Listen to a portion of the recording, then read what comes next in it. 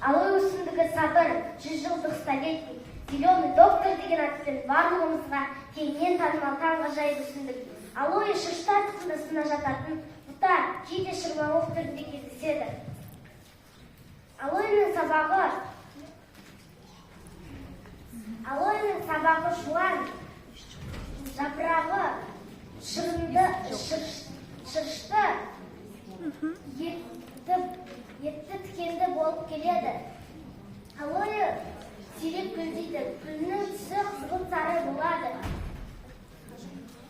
Алоэ негізінен құстар арқылы тозаңданады.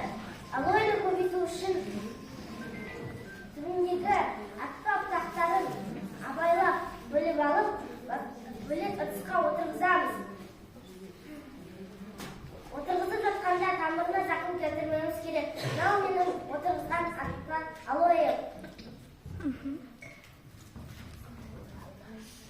Алоэның негізгі отаны Африканың солтүстік шығысы болып табылады. Сонымен қатар алоэ көбінесе тропиктік және субтропиктік белдеулерде жиі кездеседі. Жер бетінде алоэның 300-ден астам түрі бар. Алоэның биіктігі 50 сантиметрден 7-12 метрге дейін өседі. Алоэ ыстыққа, шөлге, қуаңшылыққа өте төзімді өсімдік.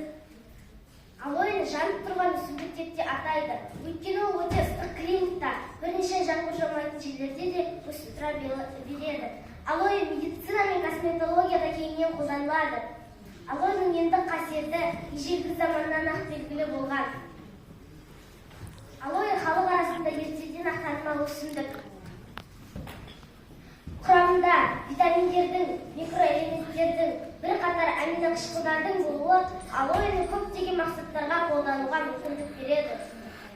Алоэның медицинадағы пайдасы: алоэ